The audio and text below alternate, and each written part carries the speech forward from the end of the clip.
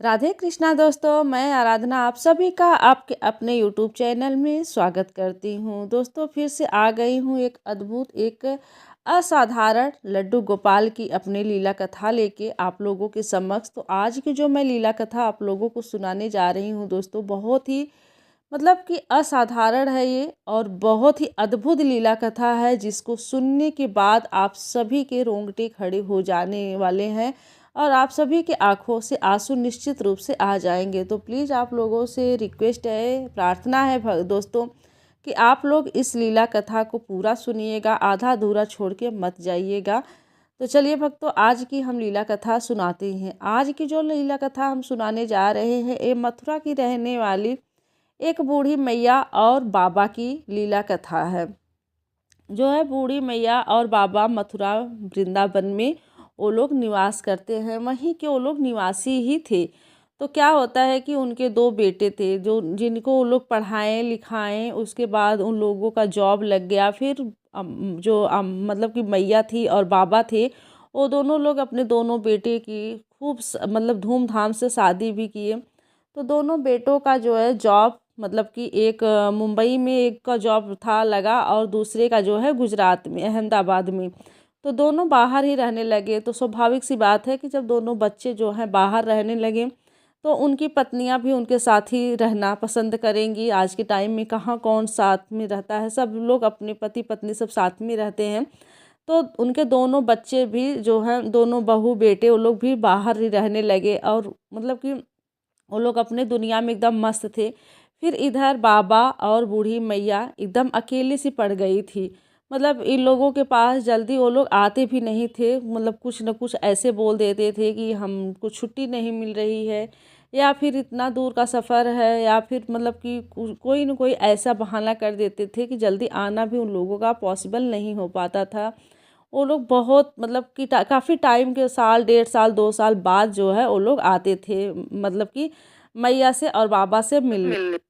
तो इधर दोस्तों क्या होता है कि इधर मैया और बाबा की भी आदत सी हो गई थी अपने बच्चों के बिना रहते हुए। तो लेकिन उनको अपने बच्चों की कमी भी उतना महसूस नहीं होती थी, क्योंकि जो है वो अपने पास अपने बाके बिहारी, अपने बाल गोपाल, अपने ठाकुर जी को अपने पास ही रखे थे।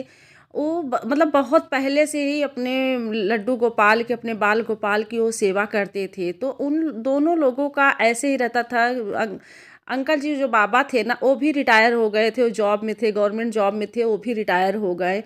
तो इधर बूढ़ी मैया भी एकदम मतलब कि वो भी बुजुर्ग हो चुकी थी। लेकिन उन दोनों लोगों का क्या था कि अपने ठाकुर जी में ही उनका मतलब दिन रात अपने ठाकुर जी के ही पीछे वो लोग बिताते थे। उन्हीं के पीछे वो मतलब उनका भोग बनाना, उनको स्नान कराना, उनको तरह तरह के उनको श्रृंगार करने, जो भी उनकी इच्छा रहती थी सब वो भोग में प्रसादी में बनाने। तो उनका मतलब डेली का वो दिनचर्या हो गया था कि अपने बाल गोपाल के सेवा भाव में ही वो लीन रहते थे। दोनों पति पत्नी उनकी सेवा भाव में लीन रहते थे और उनकी खूब मतलब सुबह उठते थे, उनके लिए मतलब स्नान कराने की व्यवस्थाएं करना, फिर उनका श्रृंगार करना, उनका सेवा भाव जो भी करना रहता था करते थे। और उसके बाद उनके मनपसंद अलग अलग तरह के उनके लिए प्रसाद बनाना। तो इन सब चीज़ों में उनका मतलब ऐसे ही टाइम बीतता गया। ऐसे ऐसे दोनों मतलब कि लोग जो है मतलब बाबा और मैया दोनों लोग अपने बाल गोपाल की सेवा में व्यस्त रहते थे। तो धीरे धीरे समय बीतता गया। तो क्या हुआ कि इधर जो है बूढ़ी मैया की भी तबीयत खराब होने लगी। दिन पे प्रतिदिन वो जो है तबीयत उनकी खराब ही होने लगी थी। तो फिर क्या होता है, बूढ़ी मैया अपने पति से बोलती हैं, यानी कि बाबा से बोलती हैं कि देखिए जी, अब मेरी तबीयत बहुत ख़राब हो रही है। अब लग रहा है कि अब मुझे ठाकुर जी के पास जाना ही पड़ेगा। इधर बच्चे अपने ज़िंदगी में व्यस्त रहने लगे, इधर उन लोगों का आना जाना भी बहुत कम हो पा रहा था। और अगर वो लोग कहते भी थे कि माँ बाबा आप लोग चले आइए हमारे पास, तो इन लोगों को जाना मंजूर नहीं था, क्योंकि जो है पूरा जीवन वो मतलब कि मथुरा वृंदावन में व्यतीत किए, वहाँ के निवासी वो लोग थे। तो फिर लास्ट टाइम वो कहीं और नहीं जाना चाह रहे थे, क्योंकि उनका ये प्रण था कि हम अगर प्राण त्यागेंगे तो अपने हम कृष्ण जन्मभूमि पे ही मतलब कि प्राण त्यागेंगे। तो मथुरा वृंदावन में ही वो रहना पसंद करते थे। वो मना कर देते थे साफ अपने बच्चों से कि हम वहाँ नहीं आएंगे, हम यहीं रहेंगे। फिर क्या होता है, एक टाइम ऐसा आता है कि बूढ़ी मैया बहुत ज़्यादा बीमार होने लगती हैं और वो बहुत काफ़ी बीमार थी। उनका इलाज भी बाबा करवाए लेकिन वो ठीक नहीं हुई और अंततः क्या हुआ कि वो अपना देह त्याग दी और मतलब ठाकुर जी के धाम जो है वो पहुंच गई। इधर बाबा बिल्कुल अकेले अकेले पड़ गए थे। अब बाबा मतलब कि अकेले पड़ गए, बूढ़ी मैया भी नहीं थी। बूढ़ी मैया थी तो ठाकुर जी की सेवा भाव में मतलब दोनों की सहायता हो जाती थी। तो इधर बाबा क्या करते थे कि बेचारे इनसे जो भी बन पड़ता था, इनका भी एज हो गया था, इतना नहीं वो कर पाते थे, लेकिन फिर भी सुबह जो है ये स्नान कराना, इनका भोग लगाना और जो भी अपने लिए खाने के लिए बनाते थे सुबह के टाइम, वही इनके लिए ठाकुर जी को, लड्डू गोपाल को भी वही भोग परस मतलब कि परासते थे। कहते थे कि ये कन्हैया जो मैं खा रहा हूँ यही आपको भी खिला रहा हूँ, आप भी इसको स्वीकार करिए। और उनको एक पुत्र की भांति रखते थे। तो क्या होता था कि दिन पे प्रतिदिन भाई ऐसे ही सेवा उनकी होती थी और रात्रि में अपने ही दूध पीते थे और ठाकुर जी को भी रोज़ दूध पिला के सुला देते थे, यानी कि बाल गोपाल को भी रोज़ दूध पिला के सुला देते थे। संध्या टाइम में कुछ भी वैसा भोग नहीं लगाते थे, बस दूध पिला के सुला देते थे। तो इनकी भी तबीयत खराब हो गई थी। एक दिन क्या हुआ कि इन मतलब ऐसे ही सुबह जो है अपना ये ठाकुर जी का, लड्डू गोपाल का जो है स्नान कराने बैठे ही थे। स्नान करा ही रहे थे, तब तक क्या हुआ कि दरवाजे पे किसी का दस्तक हुआ और दरवाज़ा कोई खटखटाया।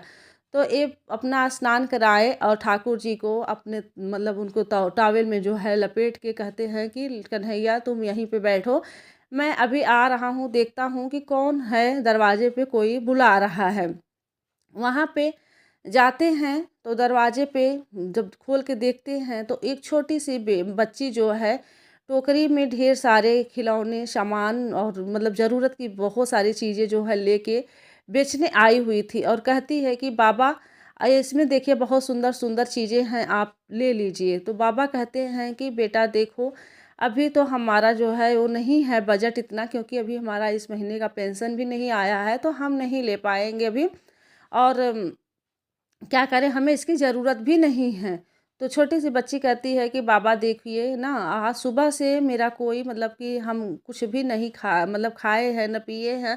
सुबह से मैं बेच रही हूँ, अभी तक कोई सामान हमारा बेचा मतलब ख़रीदा नहीं है, बस ऐसे ही दरवाजे से दरवाजे, इस दरवाजे से उस दरवाजे में करती चली आई हूँ। तो बाबा को थोड़ा सा तरस आया, बोलते हैं कि बेटा जैसे तुम देखो, तुम्हारे हम सामान तो नहीं ले सकते हैं क्योंकि अभी हम नहीं ले पाएंगे, हम इसको लेने में असमर्थ हैं, लेकिन तुम यहाँ पे बैठ जाओ, मैं तुम्हारे लिए कुछ खाने पीने के लिए चीज़ लाती हूँ। तुम बहुत थकी सी महसूस लग रही हो, तुम बहुत थकी सी लग रही हो, मैं तुम्हारे लिए कुछ खाने के लिए देता हूँ, पीने के लिए देता हूँ, तो तुम उसको खा पी लो। तो बहुत वो खुश हो जाती है बच्ची छोटी सी और आके बैठती है और कन्हैया मतलब कि दरवाजे के पास ही वहाँ पे एक दे देते हैं बैठने के लिए आसन बाबा जो है, और अपने चले जाते हैं किचन में। तो किचन में से जो है बच्ची के लिए जो है एक गिलास दूध और थोड़े से नमकीन बिस्किट और एक गिलास पानी लेके आते हैं। कहते हैं कि बेटा ये लो, तुम खा लो।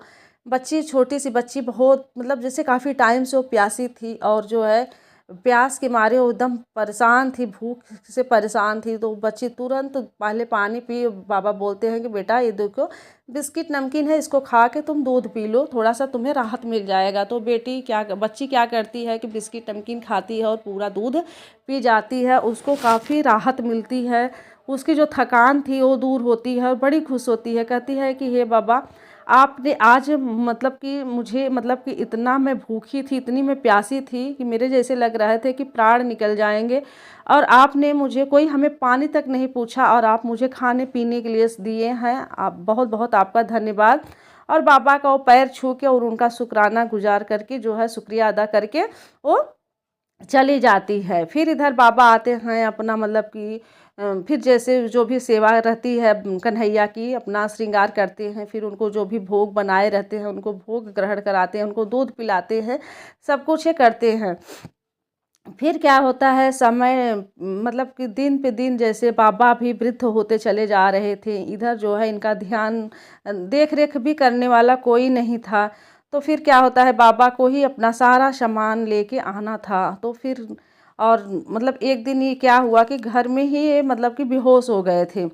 तो फिर काफ़ी टाइम के बाद जो आस पड़ोस के लोग थे ना, वो लोग ले जाके दिखाएं तो डॉक्टर को, तो पता चला कि इनको जो है काफ़ी मतलब परेशानी है, मतलब कि मेंटली कुछ परेशानी है और इनका जो है शरीर एकदम जवाब दे दिया है। तो इनको कोई ऑपरेशन बताए थे डॉक्टर कि बहुत बड़ा इनका ऑपरेशन करना पड़ेगा। तो जिसके लिए बाबा के पास इतने पैसे थे नहीं कि वो अपना ऑपरेशन करवाते, और बाबा बोले कि हे कन्हैया, अब मुझे इतना मतलब जीवन भी मुझे इतना नहीं जीना है, जैसे भी आप चलाएंगे मैं चलूँगा, और मुझे ऑपरेशन नहीं कराने हैं। और मतलब बहुत ही सकारात्मक रहते थे और बहुत ही खुश रहते थे अपने कन्हैया की वो सेवा करके। कन्हैया के ही साथ उठना बैठना जागना सोना सब कुछ कन्हैया के ही साथ उनका होता था, मतलब कि हमेशा पॉजिटिव रहते थे।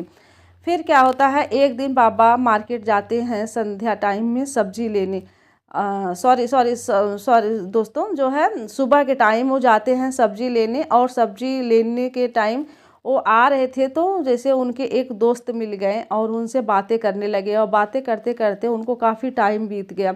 फिर हो गया दोपहर, तो दोपहर हो गया और तेज़ एकदम धूप थी, गर्मी थी, और मतलब जब बाबा पैदल ही गए थे और पैदल ही आ रहे थे, तो मार्केट से जब वो घर आ रहे थे तो इतनी तेज़ धूप थी और सुबह से वो कुछ खाए पिए भी नहीं थे। वो क्या हुआ कि वहीं मतलब कि धूप की वजह से, गर्मी की वजह से वो वहीं बेहोश होके गिर गए। फिर जब उनको होश आया तो वो देखे कि मैं हॉस्पिटल में हूँ, मैं हॉस्पिटल में पड़ा हुआ हूँ। फिर जो है वहाँ के जो भी नर्स थे, तो वो लोग बोलने लगे कि बाबा आप जो है बहुत खुशकिस्मत हैं कि इतने बड़ा ऑपरेशन आपका हुआ है और पूरी सक्सेसफुल हुआ है ऑपरेशन, आप बिल्कुल अब सही हैं, बिल्कुल ठीक है, अब आपको कोई दिक्कत कोई परेशानी नहीं है। तो बाबा इधर मतलब बहुत सोच में पड़ जाते हैं कि आखिर मैं यहाँ आया कैसे, मैं तो बेहोश हो गया था, मैं वहाँ पड़ा था, तो फिर मैं यहाँ कैसे आया। तो डॉक्टर लोग बोलते हैं कि आपके जो मतलब कि आपके कोई जान पहचान के ही हैं, जो यहाँ के सर्जन हैं, जो डॉक्टर हैं, वो जान पहचान के ही हैं आपके, वही आपका ऑपरेशन किए हैं, बहुत बड़े सर्जन हैं, तो बहुत ही अच्छे हैं। तो डॉक्टर जो है ये बाबा बोलते हैं कि यहाँ मथुरा में तो मेरा जान पहचान का कोई ऐसा नहीं है, मेरे तो 2 बच्चे हैं, वो लोग बाहर रहते हैं, बाकी तो मेरे रिलेटिव मेरे जान पहचान में ऐसा कोई नहीं है जो सर्जन हो। फिर ऐसा कौन हो सकता है जो मेरा इतना बड़ा ऑपरेशन किया। फिर जो है बाबा कहते हैं कि अब बड़ी सोच में पड़ जाते हैं बाबा कि अब इतना बड़ा ऑपरेशन हुआ है, मैं इसका पैसा कैसे चुकाऊंगा, मैं इतना पैसा कहाँ से लाऊंगा। फिर बहुत परेशान हो जाते हैं। तो फिर उधर जो है नर्स लोगों से बोलते हैं, बाबा पूछते हैं कि जो भी बिलिंग हुआ हो उसका हमें आप लोग दे दीजिए, कितना मतलब कि इसका बिल गिरा है, मतलब सर्जरी का जो है कितना, ऑपरेशन का जो है कितना बिल हुआ है, हमको जो भी हो बता दीजिए, उसका जो है लिस्ट हमें दे दीजिए, रसीद दे दीजिए। तो जो नर्स रहती है वो इनके हाथ में एक कागज़ पकड़ाती है। वो कागज़ जो है जब ये खोल के देखते हैं तो उसमें कोई जो है मतलब कि लिस्ट नहीं थी, कोई बिल नहीं था। वो जो है एक लेटर था जिसमें लिखा था कि बाबा आपका बहुत बहुत धन्यवाद, आपकी वजह से आज जो है मेरी जान बची हुई है, और आपके सकारात्मक सोच की वजह से आज मैं भी सकारात्मक हूँ, जिसकी वजह से मैं आगे अपने जीवन में बढ़ने की कोशिश की हूँ। और जो है आज मैं इतनी बड़ी सर्जन हुई हूँ सिर्फ़ और सिर्फ आपकी वजह से। मतलब आप अगर उस दिन हमारी हेल्प नहीं किए होते, अगर मुझे आप कुछ खाने और पीने के लिए दूध और पानी और बिस्किट नहीं दिए होते, तो शायद मैं उसी दिन अपना प्राण त्याग दी होती, क्योंकि उस दिन मैं बहुत भूखी थी, बहुत प्यासी थी, प्यास से हमारे जान निकलने वाले थे। लेकिन आपने ही मुझे जीवन दान दिया है, इसका मैं मतलब कि कभी भी इसका जो है ऋण ना मैं कभी भी मैं नहीं चुकता कर पाऊँगी, शायद अगले जन्म में भी नहीं चुका पाऊँगी। तो उसकी जगह पे ये आपका छोटा सा ऑपरेशन करके इसके बदले में मेरे कुछ भी नहीं की हूँ, आपका बहुत बहुत धन्यवाद। ये पढ़े लेटर तो बाबा को पुरानी बातें याद आ गई, फिर वो छोटी सी बच्ची याद आ गई जिसको वो दूध पिलाए थे और बिस्किट खिलाए थे और पानी पिलाए थे। बाबा की आंखों से आंसू आने लगे। फिर बाबा वहाँ से अपना आए अपने घर, और घर का जब दरवाज़ा खोलते हैं तो अपने कन्हैया को देखते हैं, और कन्हैया को देख के वो लिपट के रोने लगते हैं और रोने लगते हैं, कहते हैं कि ये कन्हैया तुम इतने दिन से भूखे बैठे हो, प्यासे बैठे हो, तुम्हें कुछ भी खाने पीने को नहीं मिला है और आज तुम्हारे ही वजह से आज मुझे नया जीवन दान मिला है। आज उस बच्ची बच्ची जो है इतनी बड़ी सर्जन वो बन चुकी है, जिसने मुझे मुझे दोबारा जीवन दान दिया है, उसी ने मेरा ऑपरेशन कराया है। सिर्फ और सिर्फ आपकी लीला है, आप ही की लीला से आज ऐसा हुआ है, आप ही के कृपा से ऐसा हुआ है कन्हैया, जिसका कोई नहीं, उसके आप हैं सहारा। तो अब मतलब जो भी, तो उसके बाद क्या कहते हैं बाबा जी, बाबा बोलते हैं कि आज मैं जा रहा हूँ कन्हैया, आपके मनपसंद भोग जो है कढ़ी और चावल और साथ में खीर बना के लाता हूँ, मैं और आप दोनों लोग साथ में बैठ के खाएंगे। इतने दिनों से आप भूखे प्यासे बैठे हुए हैं। फिर जाते हैं बाबा कन्हैया के लिए और अपने लिए कढ़ी चावल और साथ में खीर बना के लाते हैं और कन्हैया को भी खिलाते हैं, अपने भी खाते हैं और फिर से का मतलब बाबा जो है अपने कन्हैया की सेवा में लीन हो जाते हैं। तो दोस्तों, मेरा कहने का तात्पर्य इस कहानी के माध्यम से यही था कि जिसके साथ भी कन्हैया जो जिसके साथ भी रहते हैं उसे कभी भी निराश होने नहीं देते हैं, हमेशा उसके पग पग में उसके साथ खड़े रहते हैं, हर सुख दुख में उसके साथ खड़े रहते हैं। तो अपने भक्तों के साथ ऐसे ही खड़े रहते हैं। तो दोस्तों, कैसी लगी आज की हमारी लीला कथा? आप लोगों को अगर थोड़ी भी अच्छी लगी हो तो प्लीज़ वीडियो को लाइक करके शेयर ज़रूर कर दीजिएगा, ताकि जो भी अपने कृष्ण कन्हैया पे विश्वास नहीं रख रहे हों उनका विश्वास और भी बढ़े और अपने कन्हैया की सेवा भाव और सच्चे मन से पूरी श्रद्धा से और एक विश्वास के साथ वो करें। तो दोस्तों, चलिए आज के लिए इजाज़त चाहती हूँ, मिलती हूँ अगले वीडियो अगली लीला कथा के साथ। अगर वीडियो पसंद आई हो तो प्लीज़ लाइक शेयर और चैनल पे अभी तक सब्सक्राइब नहीं किया है चैनल को तो प्लीज़ सब्सक्राइब करके बेल आइकन को प्रेस कर दीजिएगा, ताकि आप लोगों को ऐसी ही सत्य घटना पे आधारित लीला कथा और प्यारे प्यारे भजन और एकादशी के बारे में महत्वपूर्ण जानकारियाँ आप लोगों को मिलती रहें। तो चलिए दोस्तों, आज के लिए इजाज़त चाहती हूँ, मिलती हूँ किसी ऐसी ही लीला कथा या फिर किसी और वीडियो के साथ। तब तक के लिए राधे कृष्णा, हर हर महादेव।